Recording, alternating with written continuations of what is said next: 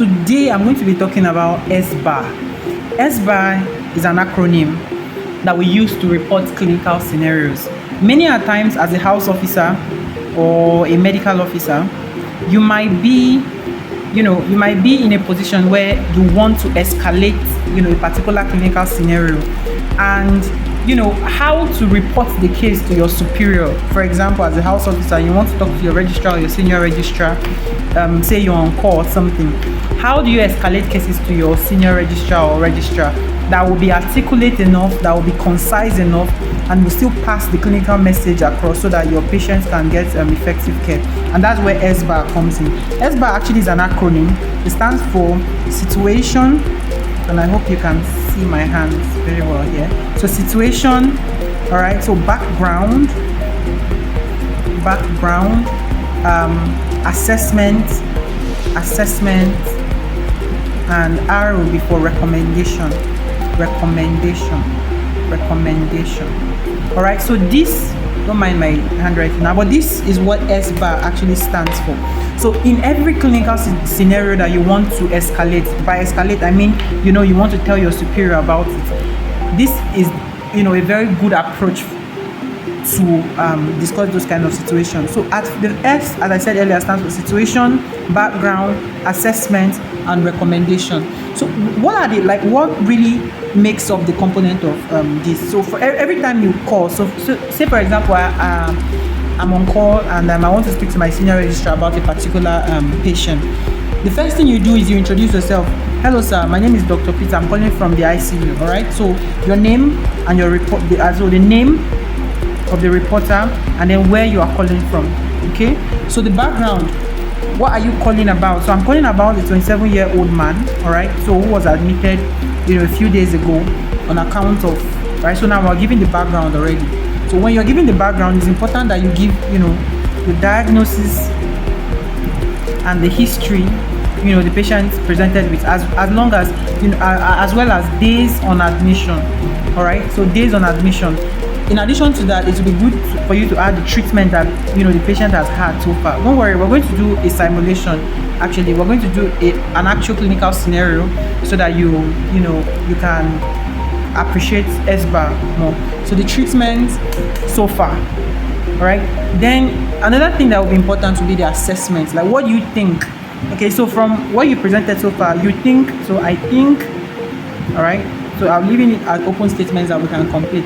I think the problem is, and what have you done already? Okay, I have already done so and so. All right. And then what are your recommendations? So I would now like you, since you are speaking to your superior, I would like you to, and what should I do?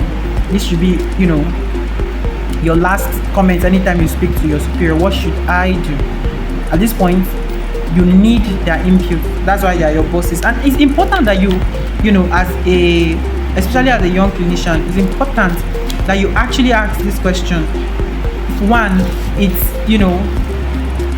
gives your patient better care, and also it saves you from the trouble of having to take responsibility for a clinical decision that is beyond your capability. All right, so let's take a look at an actual example, and then we can see how you can apply Sbar in real life.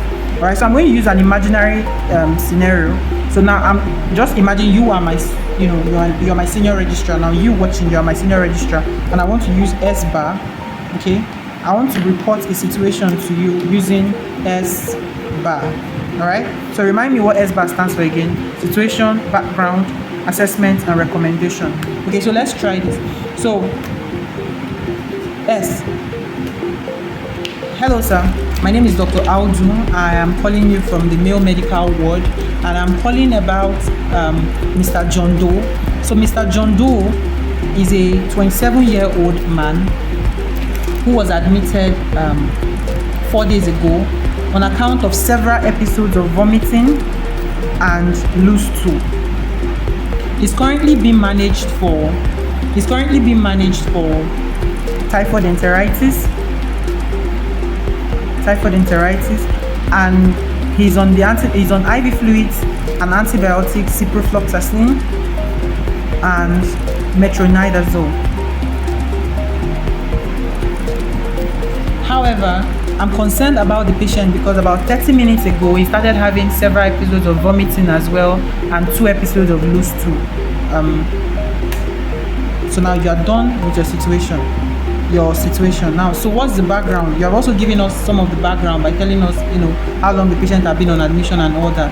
Now, what's my assessment? So we've done S and we've done B, right? So what we're left with now is assessment and recommendation, and this makes Sbar. All right. So what's my assessment of the situation so far, sir?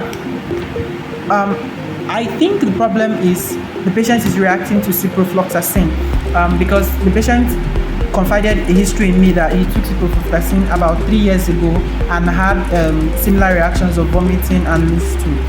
So that is what I think the situation is. Okay, I have already commenced the patient on 500 mils of normal saline, and I've also added 40 mils of potassium chloride in the fluid to run slowly. I've also given 10 milligrams of metoclopramide.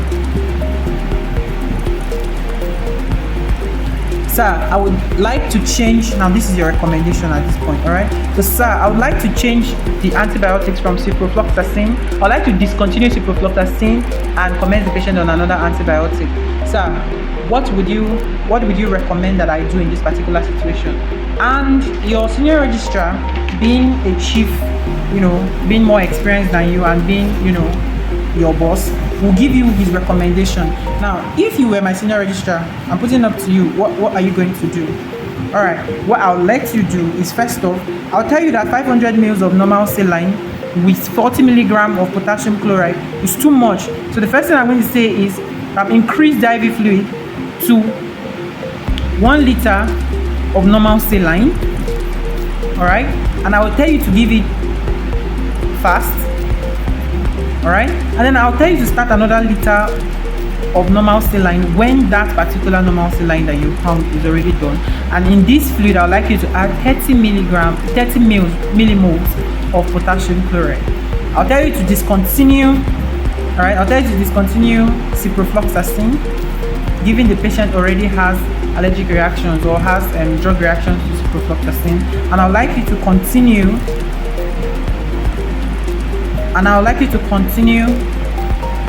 Metronidazole.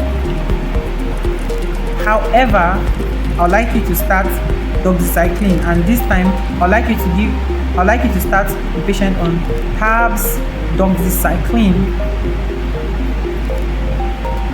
when after you have given the metoclopramide. So this is what I'm going to tell you to do. This is my recommendation for you, and you're going to have several recommendations from your superior. Your superior might think what you have said is entirely wrong or is entirely correct, and will just tell you bravo.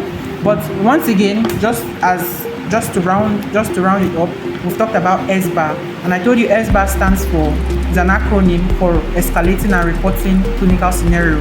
What you want to do is to give a situation report after telling your name and where you're calling from. It's also important that you give a background of what the patient is being managed for and the treatment so far.